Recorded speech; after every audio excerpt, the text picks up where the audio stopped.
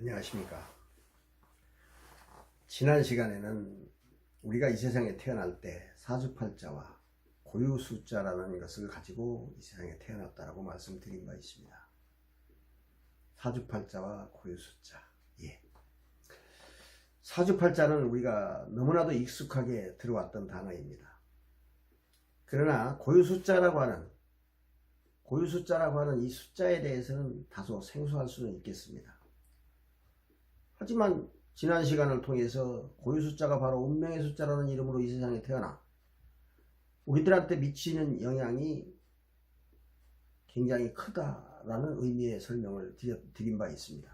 즉 운명의 숫자라는 이름으로 이 세상에 나와 자연과 조우하면서 천변만화를 겪게 되고, 그 천변만화를 겪게 되면서 변화하는 그 숫자, 또 다른 숫자로 파생되는 그 숫자가 곧 우리들에게는 과거는 물론 현재와 미래로 보여진다라고 말씀드렸습니다. 그렇다면 우리가 숫자에 대해서, 숫자의 입장에서 우리가 한번 살펴볼 필요가 있지 않나 싶어서 오늘은 거기에 좀 중점적으로 시간을 할애할까 합니다. 숫자의 입장에서 보았을 때는 사주팔자라는 그 그늘에 가려져 있었기 때문에 하고 싶은 말이나 표현이나 모든 행동을 할 수가 없었어요. 자유가 없었기 때문에.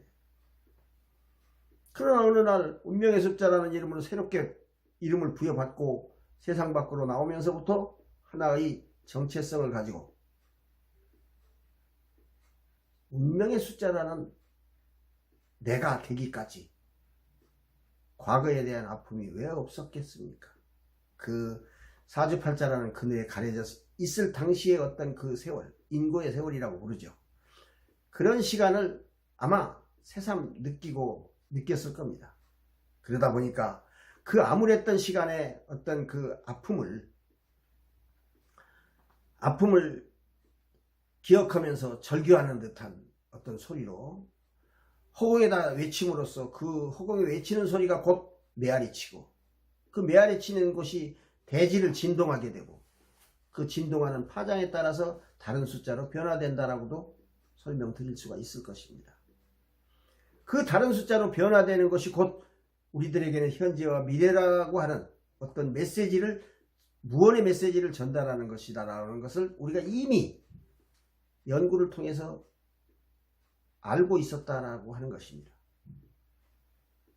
그렇다면 그 숫자, 운명의 숫자가 우리한테 주는 그 파워는 과연 어느 정도일까 하는 부분에 대해서는 지난 시간과 이 시간에 대해서 설명으로는 부족하다라고 느끼지 않을 수 없습니다. 따라서 다음 시간에는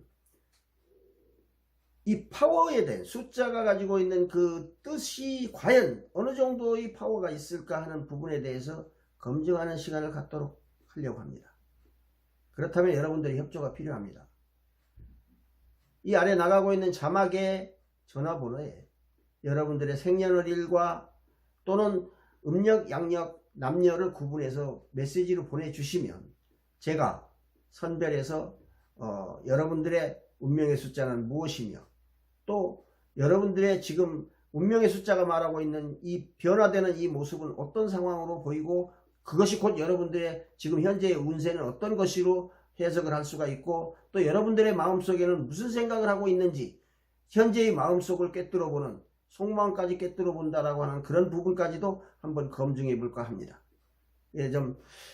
다음 시간에는 위해서 여러분들이 좀 시간을 할애해서 문자를 보내주시기 바랍니다. 감사합니다.